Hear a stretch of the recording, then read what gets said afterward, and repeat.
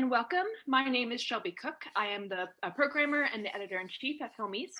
And today I am joined by my fellow programmers, Neve Brooke, Sarah Lapnova, and Alex Smith to discuss the ever-favorite romantic comedy, Four Weddings and a Funeral.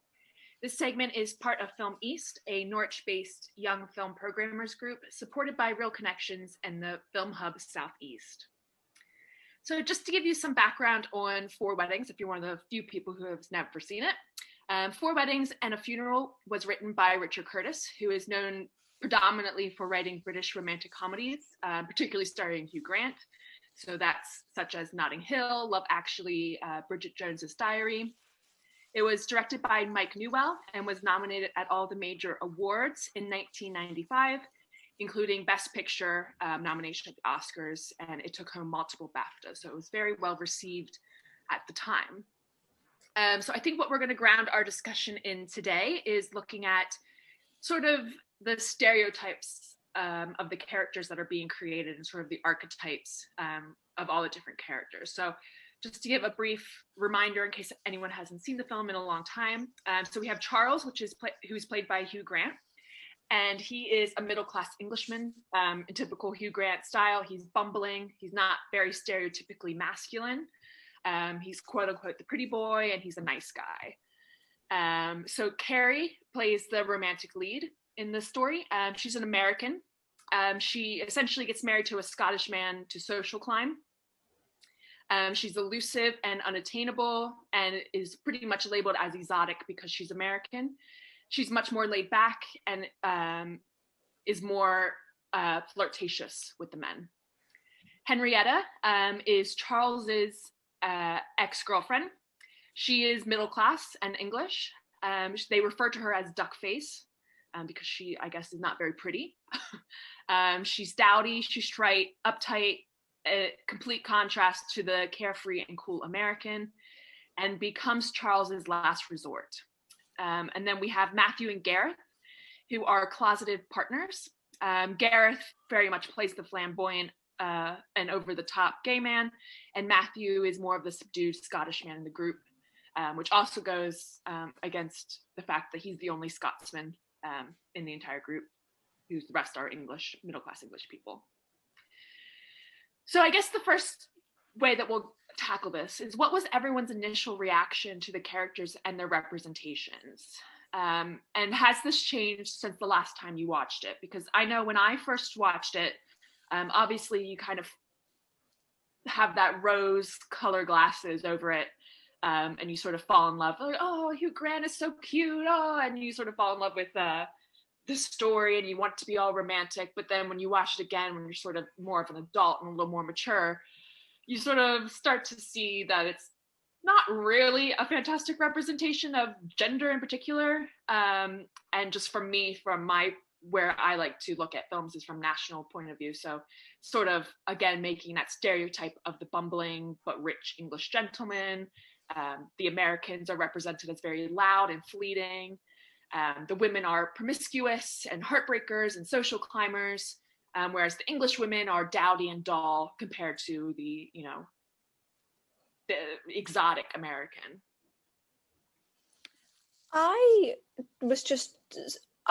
Last time I saw it, I was 9. And so a lot of the jokes either went over my head, or I was so young that you were like, oh, this is nice, they're at weddings. Like, you don't really notice. But I was so kind of in awe at how frightfully English everything was, and chip, chip, tally ho, let's all go to the castle for a pint. Like, it's all a bit much. Very stereotypically upper middle class. But it's kind of like I found it really jarring and kind of nostalgic, because it's kind of a lost era of filmmaking. Like, when I was thinking, if this film was released now, no chance it was going to be nominated for Best Picture. No films like Love Actually, Bridget Jones, all this kind of era of filmmaking just doesn't exist anymore. So I think the sort of looking at it through the sort of more modern lens is a really interesting discussion. Yeah, I completely agree. I think I've seen it when I first studied film studies at college, so A-levels, and which was really good now. And obviously back then, I remember really loving it. So when we kind of decided that we're going to discuss this film for the podcast, I was so excited to rewatch it. And, you know, I forced my boyfriend to watch it with me. I was like, it's great. You love Notting Hill. You're going to love this. And it was such a disaster in terms of just, I think the characters were not only quite one-dimensional and stereotypical, like very speaking of nationality, but they were also just so one tone and boring and don't really give you any development throughout the film. They kind of stay exactly the same as they are at the beginning. So yeah, there's not much growth and development throughout the film, which I've just found so kind of dull. And yeah, the whole film kind of felt flat for me.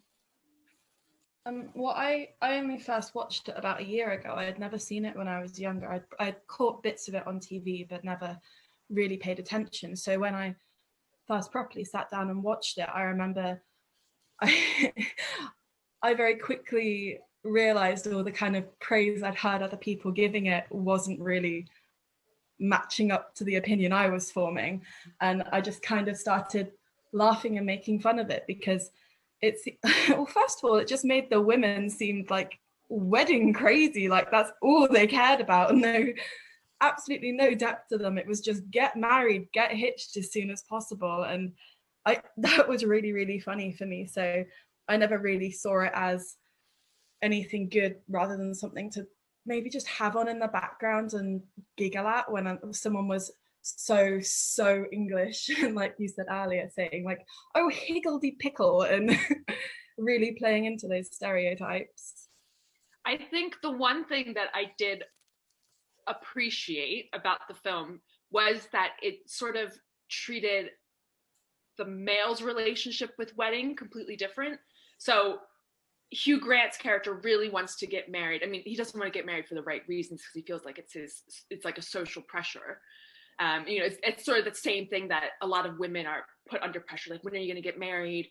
And, you know, it's that expectation. And so it sort of plays against that stereotype you see a lot, where men are sort of like, oh, I don't want to get married, I'm going to be a bachelor forever, you know, women are such a drag, like I don't want one. Like, so it really plays against that stereotype, where it's not, Hugh Grant's character doesn't really project this very masculine, like, ooh, I'm so aloof, like, you know, I'm unattainable. I'm not a bachelor because I want to be. I'm a bachelor because I can't get a woman to stay with me. So I think in that subtext, I think it has an interesting look at gender. But like you said, like, the women are just so one-dimensional and just so terribly like represented. And it's just like all they care about is wearing their wedding dress.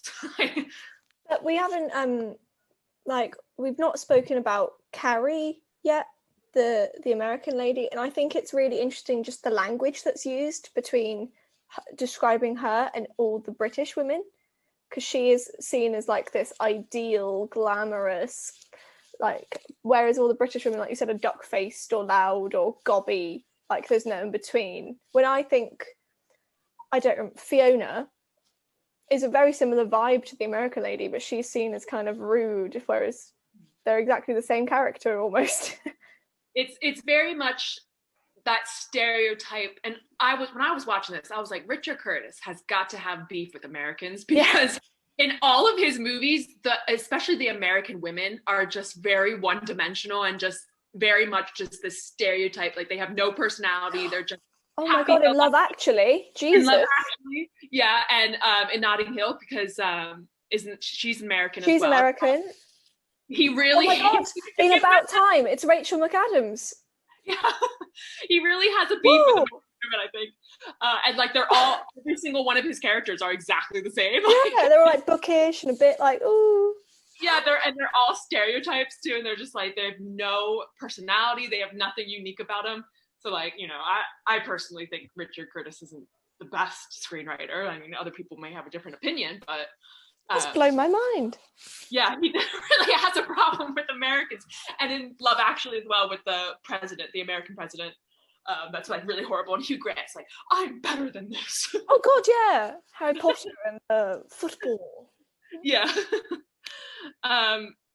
Yeah, I think definitely the way that they represent especially the English women, they seem like the English guys are just like, oh, they're so boring because they're, English. Whereas the Americans very, interesting. Yeah. She worked at Vogue. Yeah, she's a globetrotter. Yeah, it's all very interesting. But it's not nice because she's a social climber, and they all know she's a social climber, and you don't social climb in English society. You stay in your class. So I guess some of the other questions that we pretty much touched on. One of the things, Alex, that you mentioned was, did you find it funny? I mean, you found it funny in an ironic way. I found it funny in a way that they probably never wanted me to find it funny.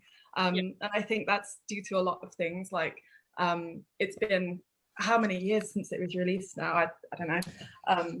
But society's changed a lot. Our expectations have changed a lot, and like it's so heavily relying on these stereotypes that we know now are just absolutely ridiculous. And it's just funny to me that there was a time when people could have potentially looked at that and gone, oh, that really represents me and my family and my loved ones. Like, you just imagine all of these posh people just sitting around being like, oh, I really identify with this. Like, they watch Downton Abbey, they're just like, oh, I feel so close with the Dowager Countess. Like, it's just really, but I mean, is that sort of, I personally don't think that was the intention. It's supposed to be funny because they're making fun of these posh people. Yeah. Every single one of Richard Curtis's movies is exactly the same, and so I can't imagine that he's just like, oh, this is really funny, like, because we're taking the mick out of posh people. But like, it's I don't think it is, because he is a posh person. But I've got to give the film credit. That opening sequence where like rushing and he like reverses on the motorway did actually have me laughing, and where he couldn't find the ring, I found that funny as well. Like there were a few bits that got at least like a nose exhale from me in the film. I wouldn't say it's like the funniest thing I've ever seen, but there were a little bits where it's just silly British goofy humor that I did find quite sweet. Yeah, it does very much rely on that like silly British humor that I think you see quite in a lot of British comedies. Like, I don't know, slapstick, but it's sort of similar in that same way to, like, it's a bit outrageous. It's like sarcastic almost, like the tone of the joke. Like, it's littered throughout, and through all of Richard Curtis's work. Like, Love Actually is just pure sarcasm. Yeah. All right, does anyone have any final thoughts on Four Weddings and a Funeral? I fancy Four Weddings and a Funeral for Hugh Grant. That's my... Hugh Grant's perfect. His hair is just so swish. Now, this is the segment where y'all just talk about how cute Hugh Grant is. Yeah. Hugh granted or Hugh denied? What do we do? Hugh granted. Well, although Hugh Grant is fantastic to look at, I would say I think my favourite part of the films is just the wedding dresses. And how... A time capsule. Oh my God. The one's like, no, she looks like a meringue. It's very like peak Diana. Yeah. Time. Definitely. All right, well, hopefully you have enjoyed our brief discussion today. If you are interested in learning more about Four Weddings or the representation of national identity on screen, you can visit our website to read our article on the Hugh Grant archetype, as well as some other articles related to the topic.